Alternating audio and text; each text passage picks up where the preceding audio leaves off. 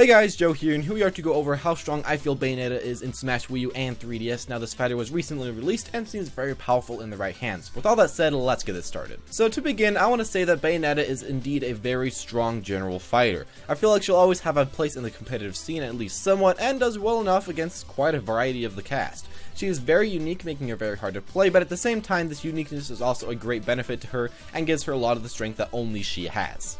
But let's go into some specific strengths of Bayonetta. Firstly, and the one easiest to point out, is of course her insane combo potential. It's only been a few weeks so far after release, but already we have seen a huge amount of combos from this character, and we've seen a ton of what she's really able to do in general. She has a lot of smaller combos, and a lot of longer ones, and even ones that can lead to death off the top of the screen. This part of her kit is a real masterpiece, and probably one of the things that she'll be most known for in the future. After that, we also have unique and overall great specials. Side B and Up B are quite irreplaceable to her combo game and give Bayonetta a plethora of ways to initiate combos or to continue them off of her aerials or her tilts. They are quick, have okay hitboxes, and in the end really contribute greatly to who Bayonetta is in Smash 4. Next, let's talk about her smash attacks. Now these things really impressed me overall. When I first saw them, I thought that they wouldn't really be used way too much or that they'd be that powerful in game, but really these things are kind of a beast. Usually with a combo fighter you get some weaker smashes, but with Bayonetta you get ones that kill at near 75% close to the side of the stage. They often do require a read to be usable, but one nice thing about Bayonetta is that she actually has a few combos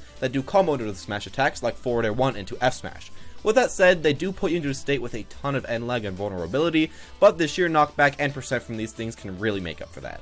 As for the gun arts, I have kind of trashed these things a lot in the past, and while I still don't feel like they're way too strong, I can see the appeal to them and how they do make Bayonetta better as a fighter in general. They allow her some little defensive poke, and essentially they force the enemy to approach or else they'll be taking free damage. This is a great state for Bayonetta as it puts the enemy into her hands at that point and lets Bayonetta really choose how the match goes from that point. As well, it does add a bit of chip damage after a combo at some points, which of course is really appreciated for a combo fighter. Now for one of the most borderline broken parts about Bayonetta, the down B witch time. Now with this thing at higher percents you can get up to 2 full smash attacks, and at earlier percents you can use it as an amazing combo starter. And of course you could just go down B into down smash near the side of the ledge. It's just kind of stupid how strong this is compared to a lot of the other counters, as they aren't really way too usable and this one kind of is. But at the same time, it still does get beat out by a grab, so it's not the best thing in the world, but of course, it's probably one of the best counters that you'll really get in the whole game. The next thing to talk about is of course her recovery, and whoa is this thing good. I mean, you can go up B to jump to up B again to jump again, and while you're doing all this, you can put in a few side Bs for those mix-ups, whilst also getting you back onto the stage because that also goes upwards. This recovery is really hard to game compared to a lot of the others in the game, and overall makes you a much safer pick versus a lot of matchups.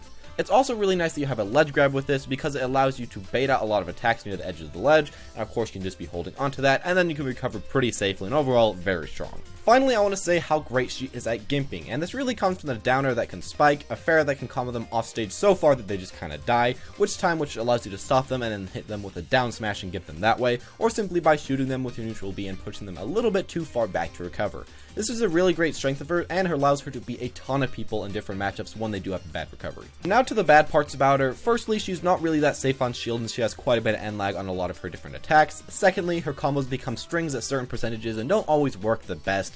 She kind of dies easily also if you waste your jump, so make sure not to waste that. She has some trouble safely killing the opponent. Sometimes you can safely kill off the top, but not always, and sometimes your smash attacks just won't really work. And finally, her roll is pretty awful, which does make sense because of Witch Time is so good and the second part of Witch Time, but that's just really something to keep in mind. But in the end, I'd say that Bayonetta is one that has a lot of strengths as a fighter and has a huge chance to give the top 15 a big run for their money, so if you want to pick at this character, I definitely recommend it. You won't have a bad time. Thank you all for watching. I hope you did enjoy the video. If you liked it, then smash that like button and press the subscribe button. Bayonetta was of course recently released, so please tell me what you think of her and we'll kind of go over this together. Thank you all for watching though, and I'll see you all next time.